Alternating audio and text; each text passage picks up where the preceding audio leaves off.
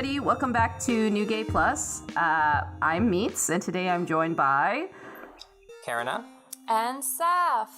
Yes, okay. So this is our first time recording in separate cities, so we're just gonna... Forgive us. Sync it up. Yeah, that's right. Yeah. And today's topic was kind of brought up by Saph and Kerina when Tangleworm and I came to visit them. And it is on Ghibli and food. So, Saph, do you want to talk a little bit about that? Yeah. Well, I guess something that inspired me about this podcast was it is Mental Health Awareness Month. Uh-huh. And we all have our own little mental health things that we want to bring into awareness. So, Yes. I don't know, for me, I have a history of struggling with eating disorders. And I have been almost 1 year in active recovery. So it's a very exciting time for me. Congratulations. Thank you. Yay. So I guess why I wanted to talk about this was that I wanted to bring a celebratory part to the podcast and to food in general because I don't know, with eating disorders and even with people who don't have eating disorders, food is such a tricky topic, and it's I don't know, there's a lot of messages around food that are there's a lot of negative messages around food, policing and not letting yourself enjoy food in a meaningful way.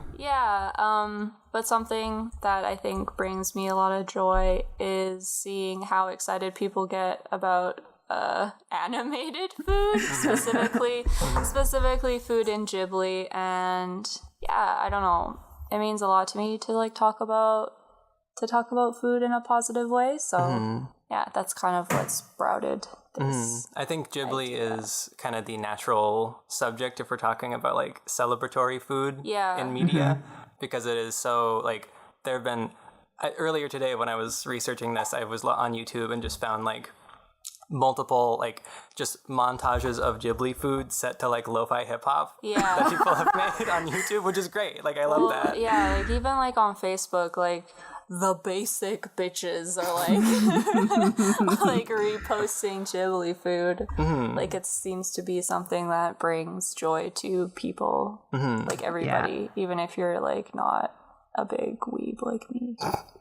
So. I really thought this topic was interesting because I've seen a lot of media around how delicious Ghibli food looks, and recipes on YouTube and stuff like that. But what surprised me when we were first talking about it when we went to visit you was your topic, or how you were centering this discussion not just around how delicious the food looks, but also talking about how in the series how the food is shown being made, or how people are seen eating the food and have this whole atmosphere that's really friendly and nice in some situations, or it's used as a way to storytell. It's not just a look at this delicious food, let's all eat this. I think it's really interesting that in many Miyazaki films, no matter how intense the plot is, there always seems to be time for a meal or something like that. So that's really cool. Except for maybe Mononoke. Do they eat in Mononoke? Oh, they do. No, because you remember in when Ashitaka. Okay, I was specifically thinking of when number one, when Ashitaka meets that really suspect monk, yes. and we're just hey, oh, you know how to make this porridge thing, that's cool. Are you a hidden prince from something? That's true. And then when San shares that jerky with him when he almost dies, and just is let me chew this up for you. Yes. Yeah. No, that's true. There is always time for a meal in a Ghibli movie. And I think it also it's used to the food is really good looking and delicious, but I think even more important than that to me is the way that it food, especially in, not limited to Ghibli, but especially in Ghibli, is this expression of togetherness and family in the sense of like blood relatives, but also family in the sense of just like connections that you make with people. Yeah. Like food is a way to like connect and bond with someone in a way that's like, it like goes deeper than words. Like it's like a dialogue scene basically, but it's like, it runs like no dialogue is necessary, right? Because you're like sharing in something a little bit more intimate than that.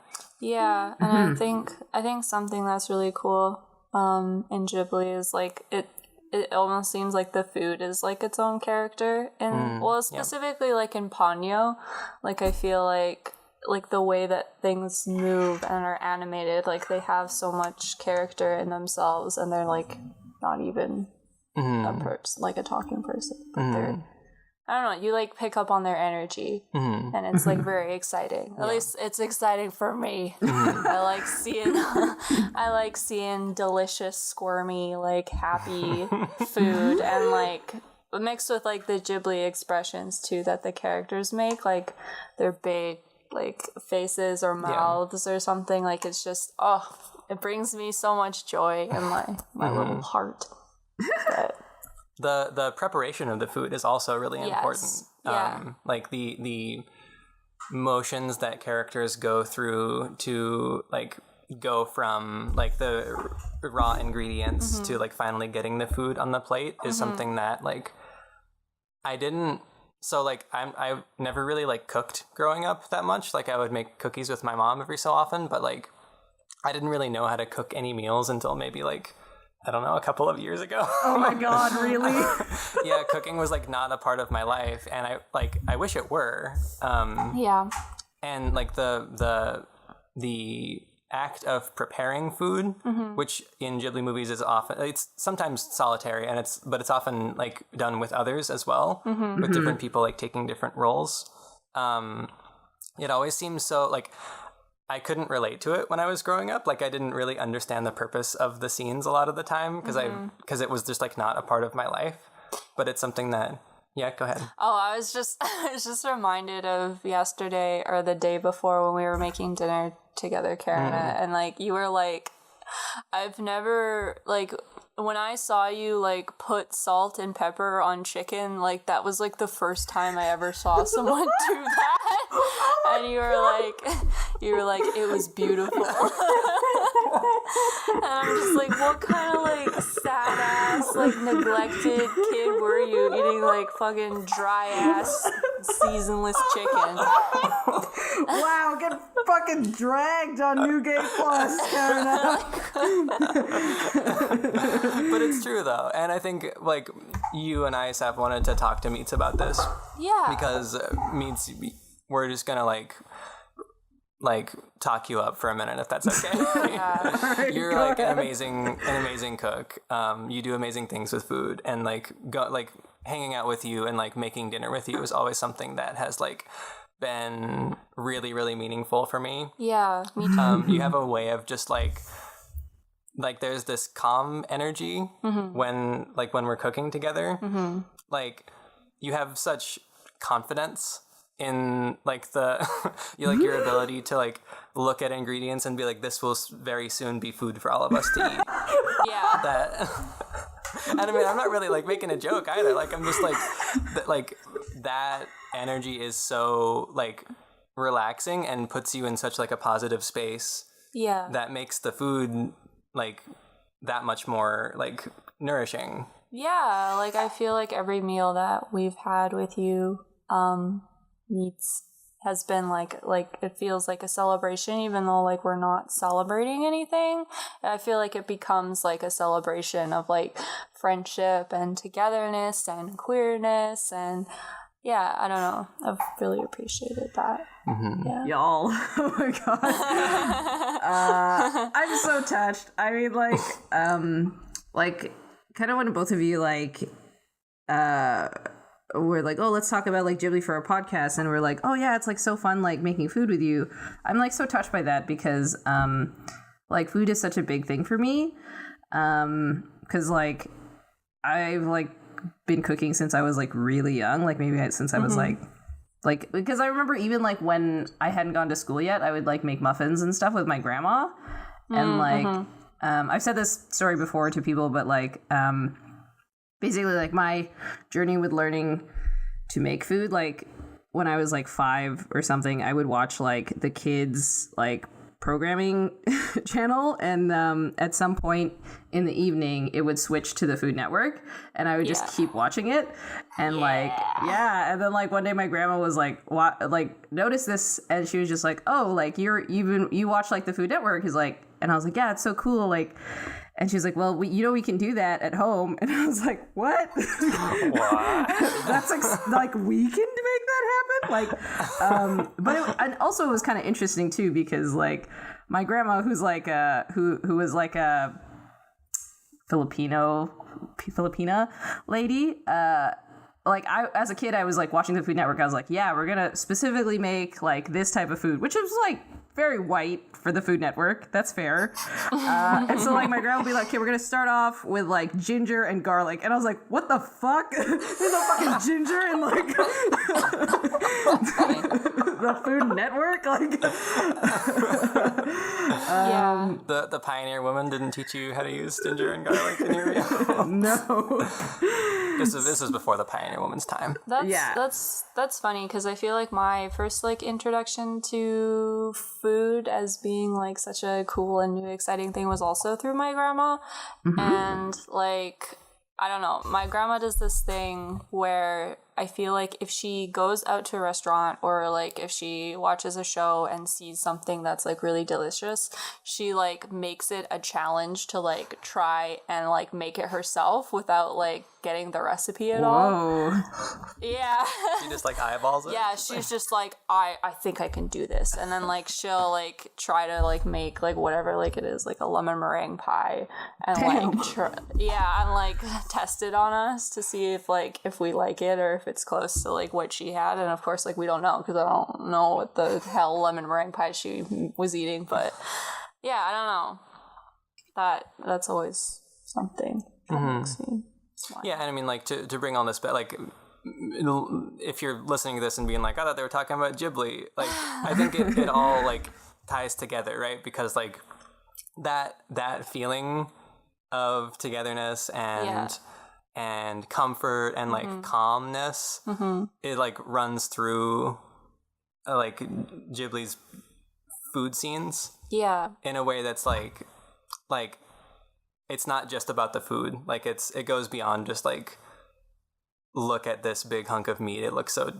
tasty and juicy. Because like I remember watching Pokemon, and there's that one scene where Meowth is eating those big like turkey legs or whatever, and those look delicious. But like that doesn't have the same feeling as Ghibli. Yeah, I think like to specifically relate what we're talking about to a Ghibli film, I would talk about like Ponyo a little bit, because I think it's been a while since I've seen Ponyo, but I just watched the scene a few minutes ago, so I think I know what you're talking about. The ramen scene, right? Yeah, I'm gonna reel it back a little bit to when Ponyo was a fish, and Sosuke has Ponyo in like the bucket, the pail, and they're driving, and can't remember if like the mom is eating a sandwich. She's eating a sandwich and driving. Yeah, but somehow Sosuke gets like a half of the sandwich or something, and Ponyo like gets some of the ham. Like either the ham falls into the pail, or she grabs it or something. She might like reach out and snatch it. But like that's like, well, as far as I can tell, like her first introduction to like human food, and like she's really like going for it, you know. So then it's really nice to see later when she is like transformed into a human fish person, when they're making ramen, and it's just like instant noodles, isn't it? Yeah.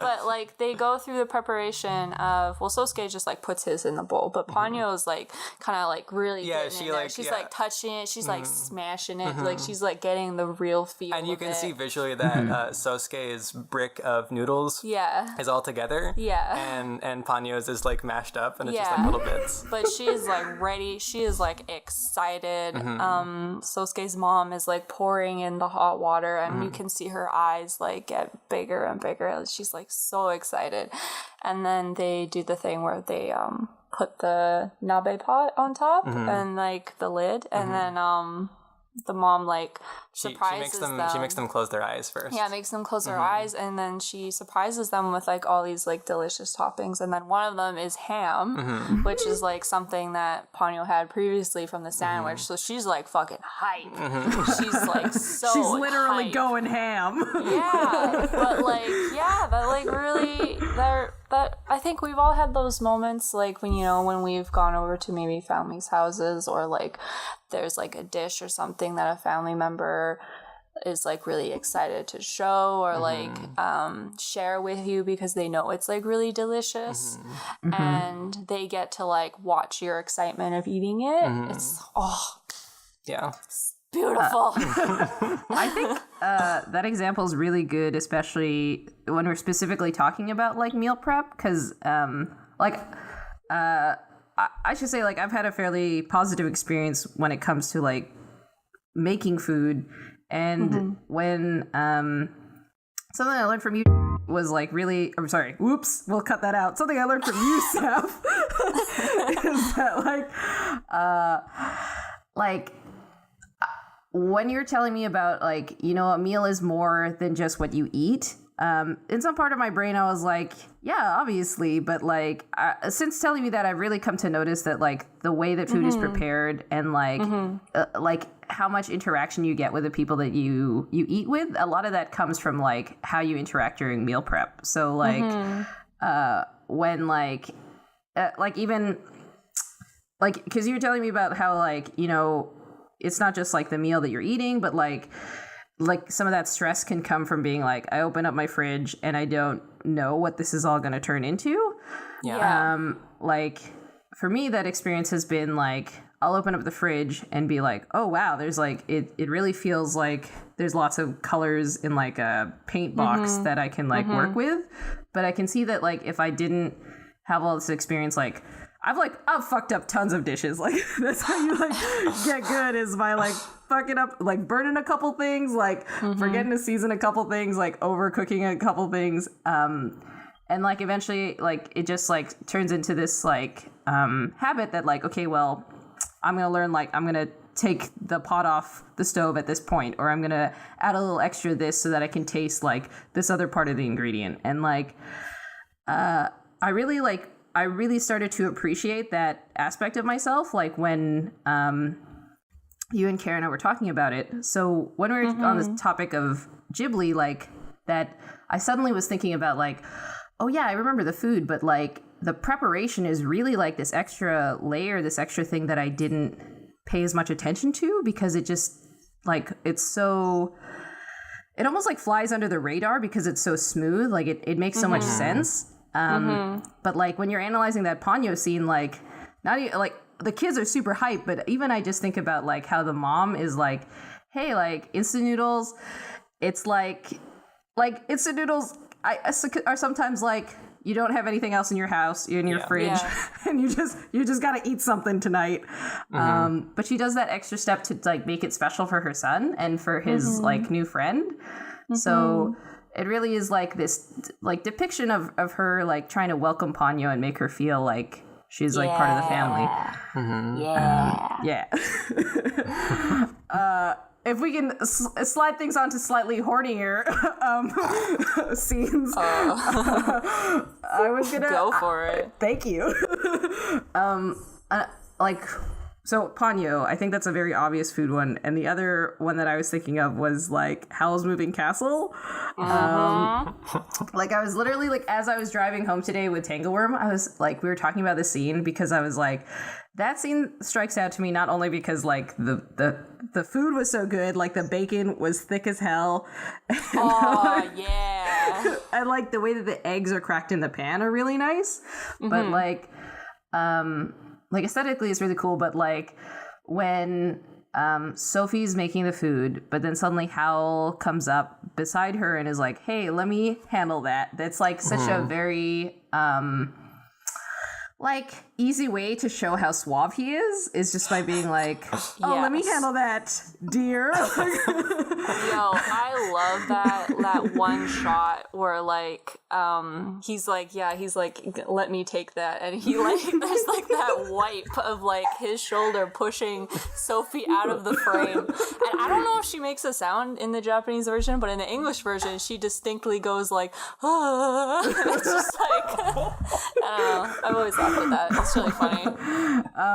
Yeah, it's like a good, and even like, because like even though the castle's like fucking it's like dirty and cluttered, they still are like, okay, we're all gonna eat, so we're gonna like, they clear off the table. Sophie is just like, hey Markle, fucking make yourself useful, and like and then like what was it, she like finds utensils. Tangleworm, I think it was Tangleworm who was like, this scene makes no sense because like I think Markle hands her some utensils. Like there's a spoon, and a fork, and she fucking goes for the spoon. Yes. That's always made me so mad. I don't know if she like goes for the spoon because she's like, yo, like, you know, I can make it work with the spoon. Like maybe Markle's gonna have a hard time with the spoon, so I'm gonna pick the spoon so that someone has an easier time with the fork. Oh, like she took one for the team. Yeah, I don't know. It seems very like self-sacrificing. There's only one fork here. Because he offers her 2 spoons and 1 fork. Yeah. She's like, there's only 1 fork here. I'll let someone else take. I'm a guest here. Yeah. I want to mention that again, I just watched a lo-fi hip hop a montage of this earlier, so I could be getting some details mixed up. But I believe that it's like breakfast time and everyone's hungry. It is. Mm-hmm. And Markle is like, I'm gonna get some food. Yes. And he grabs like half a loaf of bread and like just some cheese. Mm-hmm. And I think that is really like, that is the part that actually resonated most strongly with me as someone who is like not a very confident, like I'm not very confident in my cooking, or at least I wasn't until very recently. So like literally that's what I would like, that was me in that situation, right? Like take these 2 ingredients that I don't need to prepare at all, and it's not going to be like that great, but that's just what I'm capable of. And so like Sophie sees that and then like walks up behind him and is like, oh, here's some bacon, like here's some eggs, we can like make something that's maybe a little bit more fun, like a little bit more nourishing. And then like again, you have like, I think Sophie is kind of struggling with, well, I think Calcifer is being difficult. And then that's when Howell shows up and is like, and he puts in like 3 strips of bacon and like 6 eggs on the same pot all at once. So there's just like these levels of like being comfortable in the kitchen.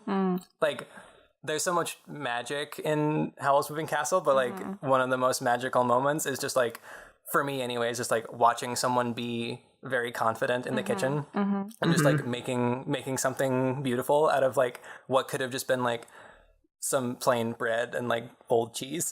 Yeah, and it's also really nice to like, just to go back to like the enjoyment of food, when Howl is cracking the eggs and he throws the eggshells to Calcifer. Yes, and Calcifer's like got that cute like little munching face, and it's so clear like he's so happy that he's eating eggshells or whatever. I think that's really important, because there's a lot of like a lot of celebration around like the extravagant food and like really like fancy dishes that get prepared in Ghibli movies. But I think it's worth mentioning that like they're like, the last thing we talked about was like literally instant noodles from a bag, or like literal garbage that we would feed that you feed to the fire. Like it doesn't matter what the food is, right? Like what matters is that look on Calcifer's face as he's chewing up those eggshells. He loves it. And the other thing too that I like about that scene is Markle brings up like the Witch of the Waste or whatever, and Sophie gets very frustrated, and she can't like physically talk about what happened that's right, to her. That's right. But she just gets really angry and she like pounds her fists on the table, and she's like, eat your breakfast or whatever, and then she starts like just really going at like her food and like making sounds, and it's just like, I don't know, it's funny because like, you know, she's gonna get ready for the day to like literally clean out the whole like castle because it's a freaking dump, and like she like relies on like that food for nourishment and strength to like be able to carry out those tasks. I again, like someone who has like dealt with EDs and stuff, you learn that, or you quickly like kind of decide that like food is scary, food is dangerous, but like through the process and through my process of like learning about like the things that your body can do for you, like food can become a very exciting thing. Like it's like it can give me so much energy to complete all these tasks, or move around, or make relationships with people, blah blah blah blah blah blah blah. But yeah, I like that scene. Yeah. Oh, that's true, because like because she is literally eating to be like, I'm gonna get this castle together. Yeah, that is a really good I just love that movie. And also, okay, sorry, it's a little slight segue on that, like give it to just me. like when Tangleworm and I were driving, we're like, okay, the significance of it being breakfast is like, yeah, we're all getting ready for the day, but it's also like, because that's like kind of Howl's introduction to being like, here, Sophie, let me let you know how suave I am. Like, he is just like, I know how to make breakfast, okay? Like, there's like, I can make a mean sunny side up. Yeah. You're implying that like him saying I know how to make breakfast is like, I mean, you can't make breakfast if you don't have a night before. Is that what you're getting at? Yes, that's what you're getting at. Okay, but obviously, like, not. I mean, not. And that's in that context. It's not meant to be like. It's not meant to be sexual, because Sophie's an old lady. Like, but like looking back on that scene, I also, because just as a full disclosure, I'm like horny all the time or whatever, like I like Tangleworm and I were just like, yeah, that is true. He's like it is sort of like a very gentle way of him to be like, look at how cool I am. Like, that's right. I've done this. I know how to make breakfast. I've done this a couple times. Like, yeah. So, okay. And I think, like, the other scene that we wanted to talk about when we were going over this at breakfast was the scene in Spirited Away when Chihiro and Haku are like, Haku's like, hey, Chihiro, you've had, like, your parents just got turned into pigs, like, come and meet me in this field. And he, like, shows her her parents, and then, like, gives her some rice balls, and she has these, like, she just has like this breakdown while she's like eating the rice balls. Did y'all want to start onto why that scene was so meaningful for you? Like how that came up when we were like originally planning this podcast? Yeah, I think it's pretty connected with what I just explained, like with Sophie. It's just like, Chihiro just saw her parents, right? Yeah, and she's like devastated, and is really sad, and I think like Haku's response to that is to like get her to eat, and like I think it's like it's partly like we can get through this, you can like push on, we have like a lot of stuff to do to like try to make this right, to fix this. And, the way that you can do that is, like, by nourishing your body and having, like, this like, rice ball that I got from somewhere. And it's really nice, too, because I thought, doesn't he, like, put his arm around her or something? And he's, like... It wasn't in the montages I watched. Okay, it wasn't in the... It was on the lo-fi hip-hop. It wasn't in the lo-fi. But yeah, like, he's puts his arm around her, he's like holding it up to like her mouth, and frig.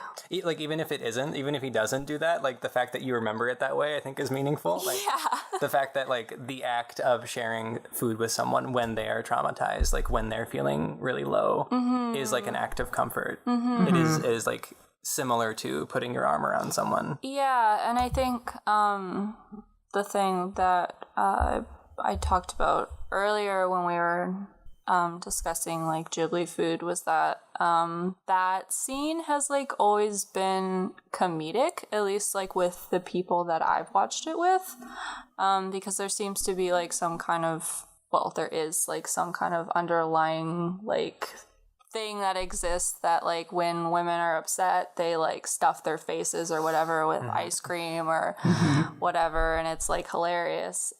So like because I remember I've seen Spirited Away a few times in theaters, and that scene always seems to like make people laugh in like Western audiences. But yeah, it's, I think you said something, Mitz, when you were about your interpretation of that scene and like how sad it was. Yeah. Yeah, because, okay, as a heads up, like, I really love this scene. Like, when I was in one of the Ghibli stores in Japan, like, they had postcards of, like, famous scenes from the movies, and that's one of the postcards that I bought, is the one where, and Haku does have his arm around Chihiro, because he is trying to comfort her. So, because that scene for me was so powerful, and kind of the reason that it struck me so much is that, like, for me, food is such a huge thing in my life. It's so, like, it's, like, as in, I'm Filipino, and Filipinx, that's right, I'll use the non-binary term. And just, like, this, for me, like, having grown up in, like, Canada, there's been, like, very little for me to feel pride about in my culture, in the sense that, like, I was, like, sort of being raised to be, like, you're supposed to be raised to be Canadian, like, you gotta learn English. Like, I didn't learn Tagalog when I was growing up, but one big way I stayed connected to my culture was through food. And especially, like, with my grandma, like, she taught me a lot about, like, having food, like, and, or, like, making food. And when we, like, have big family gatherings, like, food is so important to making sure that this gathering goes smoothly, because if it doesn't go well, then you're just gonna be chismized. That's like Tagalog for gossip. All freaking night, right?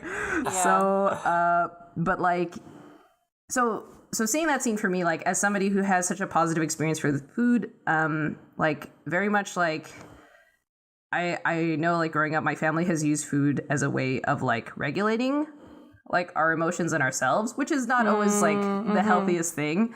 But to eat, for me, is supposed to be, like, a moment of joy. Yes.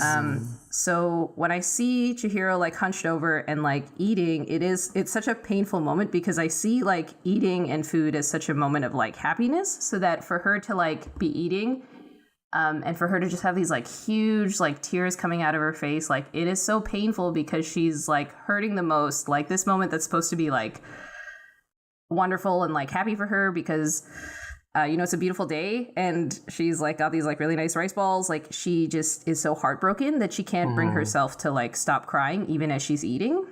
And it, like, it went, like, straight through the heart for me. And also the significance of, like, how her parents, like, the last time she saw them as humans, they were eating. And now, like, it kind of, like, sort of makes me think, like, oh, you know, now she's eating. Like, does she think about, like, her parents and like, how that was the last time that, like, she got to talk to them. So I like, because I've never seen this movie with, like, a big audience. Like, I think it's always been, like, one or two friends, and that scene has always played out as being very sad, and, like, a very, like, oh, like, don't cry, girl, like, scene. Yeah. So speaking of, like, eating food with family in a big group, there's one honorable mention that I want to touch on. It's not a Ghibli movie, but I think it bears mentioning nonetheless.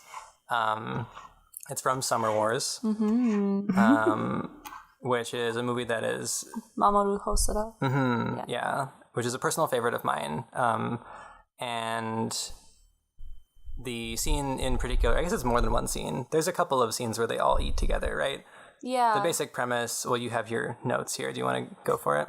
You can, I mean, if you want to, because I know, like, the family eating part is also really important to you. Yeah. Yeah. Yes. So the basic premise is that there's a big family gathering. It's for the like matriarch of the family, like the grandmother's birthday, right? Mm-hmm. Yeah, and so this whole family who live all in like different parts of Japan all come to like this one kind of family home, and they make a big meal together. And so for someone that like myself, I don't have like a strong experience with cooking for people, but I do have a pretty big family, and so like.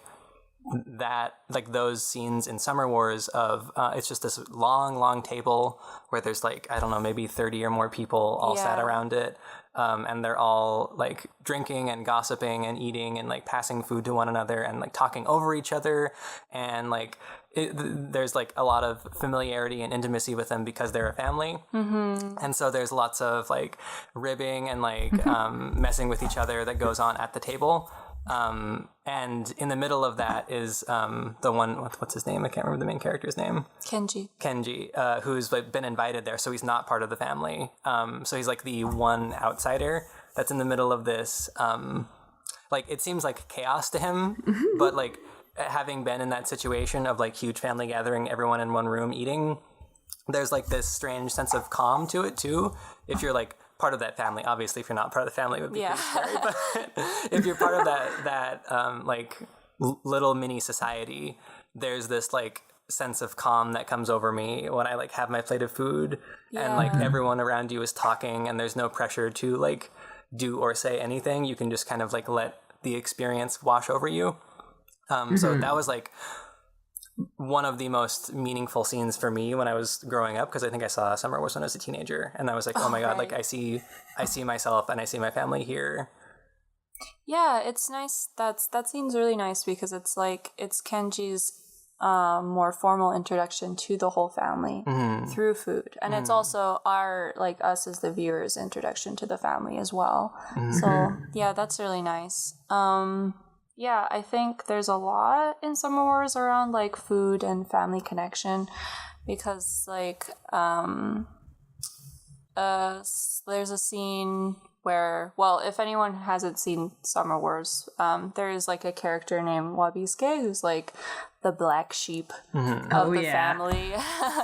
I believe he like he's not really welcomed in the family. I thought he was like an illegitimate child or something. There's some like controversy over his like membership in the family unit. So he shows up and it's kind of like there's a little bit of like a rift. He shows up during dinner, which I think is pretty significant, and everyone kind of stops eating. Yes, he interrupts this meal, he interrupts this like time of bonding with all these people. Yeah, and it's I think I remember the shot is like everybody is on one side of the screen with the table with the food, and he's kind of at the end like alone by himself. Yeah. And there's a scene, it's sort of like the next day, so the next dinner, where Oz has been disrupted by like this virus that is like hacked into the system, and it's like caused a lot of trouble. And Oz is, just for people who aren't familiar, it's the Facebook. It's Super Facebook. Yeah. Because Summer Wars is also Digimon. Yeah. What if Facebook were Digimon? I think is the way that you can just something like that. Yeah. But yes, go on. But anyway, yeah. So Wabisuke reveals to the family in the presence of the grandma that he like took a big chunk of like the family's fortune to develop this like AI that he sold to the states, the government, the US government, to like basically hack into like any kind of computer system and like cause chaos and stuff like that. And he makes like a really rude comment to the grandma about like, I wouldn't have been able to do this without your money or something like that. And anyways, the grandma gets really angry and she like gets this like spear thing and is basically gonna like take him down, like threatens him and is like pushing him back. And Wabisuke is like, he's literally like backing up and knocking over the tables and knocking over all of the food. Oh yeah, it's the worst part of the movie. Yeah. And it's a traumatic like moment because of these two characters who are fighting. But like in that moment, the thing that I'm most concerned about is like, oh my god, all the food is getting knocked over. Oh yeah, because like they spent so long making it. Yeah, like it's such an obvious connection of like sitting down, food, family, table, like that is togetherness, and then the knocking down of the food and the table and this conflict that's going on is just like, I feel like that's very prevalent in Summer Wars. And the other scene that I wanted to talk about in Summer Wars is when the grandma, spoilers, passes away, and she leaves her will, and in the will she basically states that she wants the family to accept Wabisuke back into the family. But like I wrote down what she says specifically, like this little quote where this is in English, but she says like, families should never let go of one another. Although you may come upon hard and painful times, I want you to sit together and eat as a family.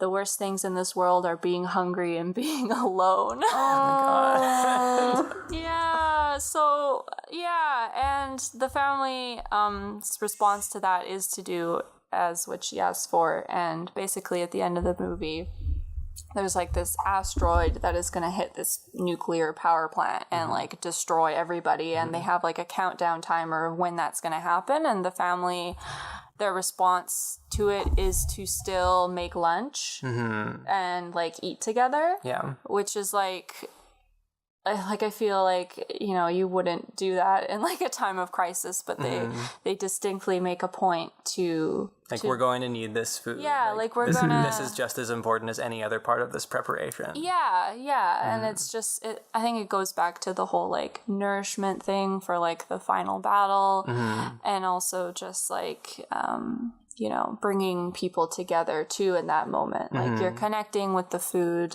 and you're connecting with those around you. Wabisuke is also there and is eating lunch with them, which is different from the other scenes where he's not eating with them. So yeah, there's something that's like, I don't know, I can't be the first person to like make this connection, but like you make food with your hands and you like touch it, and this is gonna sound gross. I don't want it to sound gross. Like whatever. You Finish your thought. Like Mitz literally just said that they're horny all the time. So like, yeah, Kerina, you need to be an upstanding individual like me. Like you touch food with your hands and with your body, and then like and they are maybe some of them are eating with their hands, but yeah. And then it like goes into you, like you like put yourself into food in like a very real way, and then like other people will consume it, and like you bring a little bit of yourself, like you give a little bit of yourself, and it goes into someone else in a way that's like very, very intimate. Food is love. Yeah. Yeah. Oh, if we can do another honorable mention, because I think I mentioned this before, but it was the name of the movie escapes me. It's the one about the garden, and there's the word two in it somewhere. Garden of Words? That's right. Okay, never mind. Two is not in there. Niwa? Yes, yeah. So in that movie... that's Makoto Shinkai's film. Yes. So in that one, I've also seen like kind of like Tumblr gift sets of that film, because the food depicted there is so... It's like really realistic, like, and the texture is very like the texture of like eggs or like tomatoes is like, there's so much preparation put into making like the food that one of the characters makes, making it seem realistic. And also like Kerina, what you're saying about how like, you know, food is like what both of you are saying about like food is intimacy, it's love. It's in this movie, as a spoiler I suppose, it's about this person who is in love with a woman who is much older than him. One way to phrase it. Like when they depict food in this film, even though that food is so realistic and it's so delicious looking, there's a sense of coldness about it. That's like not, and I think a lot of that comes into that preparation, because instead of like having like, whereas like in Ghibli, like you see the people as they're making the food, you get to envision the whole atmosphere around like how that food is being prepared. Like we're getting these like really tight shots of like the food being made, so it's very distinctly coming off of the people and focusing into the ingredients, and that really depersonalizes it. Mm-hmm. No, I see what you're saying. I just looked up GIFs because I haven't seen the movie, but yeah, it seems like really focused on the food, which is not a problem, but also like that de-emphasis on the people making it, I think is what separates it from a lot of Ghibli stuff, right? Yeah. Mm-hmm. Like Ghibli never like doesn't want you to think about like the hands and like the bodies that are making the food. Yeah, you can really see like in Ghibli films how they move, and I go back to Howl, kind of like when he cracks the egg. Mm-hmm. I think he cracks the egg he does it with one hand. Yeah. One hand. That's he's skill, a pro. y'all. Yeah. Yeah, but like there's such like a motion and like a ritualistic kind of aspect to cooking food, and just like looking at these. Well, I don't want to drag it either. I haven't seen it. I'm sure it's... No, I don't think it's like... I don't think you're dragging it. I think it's like supposed to emphasize that kind of feeling of isolation. Yeah. I mean, I haven't seen the movie, but I'm assuming that it's sad because his other films are sad. But no, that's exactly it. Like just from like looking at the food shots, there's that like you both already have this understanding that like there is this, and I suppose since I primed you by saying it's a little bit depersonalized, but like that in contrast to the way that Ghibli presents it it does show that like with these two characters there's sort of a distance between them, that they're very like hesitant to like bridge, because like I think like it's been a while since I've watched the film, but I do recall that it's the younger like man who is making the food, and I think he specifically does it because he also knows that like the older woman, like she like drinks beer and snacks or something. Like, oh my god, like she literally like has like she has a terrible diet. But like it's used to show that like, hey, there's this person, you can tell that she's like very stressed, like she isn't eating very well. Yeah, not looking after herself. Yeah, exactly. And then we have this character, like the younger character, who I suppose by age we should assume like doesn't know as much as she does, like isn't as experienced in the world, but yet he's making these like really delicious meals. And he has this like, he's very like skillful at it, and there's sort of this like, I think like there's this longing that you want him to make this like food for her, and you want her to feel this connection with him based on like what he makes, but they still have that kind of distance in the film. So I don't know. That's another interesting scene. Yeah. Good take. Hot take, y'all. Isn't he like also like a shoemaker, so he's like good with his hands or whatever? He is, yeah. He like does sketches of like shoes that he wants to design in the future. He's like, I'm a cobbler and I make a mean cobbler. Hey. Yeah. So I think like that's pretty that's our discussion on food. Did you either of you have like anything else you wanted to add to? Just like in closing, I mean, just kind of wrapping up everything that we've been saying, like food is a force that brings people together, and it's really like nice to see that. I think it can be, I don't know, food is really hard. Food is really tricky, and it's really tough, and it can be very stressful. And I think it's nice to see food used as a way to like relieve stress and like pleasure, and for pleasure, comfort, connection. Yeah, absolutely. I think it's really easy to look at food as this like this maze or this like problem that needs to be solved. Or there's like a right way to... Yeah, where there's like a correct path that needs to be followed. And I just want to like push back against that notion and say that like whether you're eating like instant noodles or like this magnificent... Filet mignon, yeah. Celebrate it. Think about what it can do for you. Absolutely. And like coming from a very positive having very positive experience with food. I think that, you know, food is really great as a means to like get to know people and like, you know, like sharing food, sharing meal prep. It's like, it's such a great way to like connect with other people. And like, I think like in closing, I want to add that like, because it is Mental Health Awareness Month, like that, you know, for our listeners who may be who maybe have some neurodivergencies, who might not be feeling so great, you know, in your lifetime and in this month, that, you know, it's really important to take care of yourself. And like Saph was saying earlier about, you know, food is nourishment. Food is a way for you to get energy for your life and your day-to-day activities. Like, if you are somebody who has neurodivergencies, like life is tricky. Like you have those extra things like going on that make things a bit harder. And it is important because I will say I also have a neurodivergency. I have generalized anxiety disorder, and it's really like important for me to connect with people and really like take care of myself. So I want to send that message out to any of our listeners who, you know, are also experiencing that, have people that are experiencing that in their lives.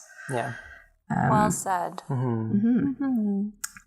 Would y'all like to have a moment to say where people can find you on social media, or? Yeah, sure. So my name's Kerina. You can find me on Twitter at INK_EAR.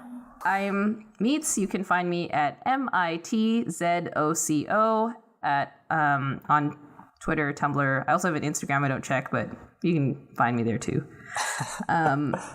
So anyway, thank you so much for joining us for our Ghibli and Others food podcast. Keep it queer, y'all. Yeah, and go have a delicious meal.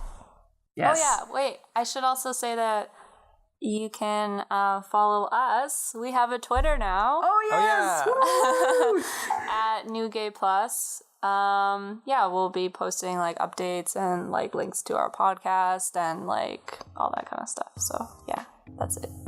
Nice. Okay. Take care. Okay. Bye. Bye.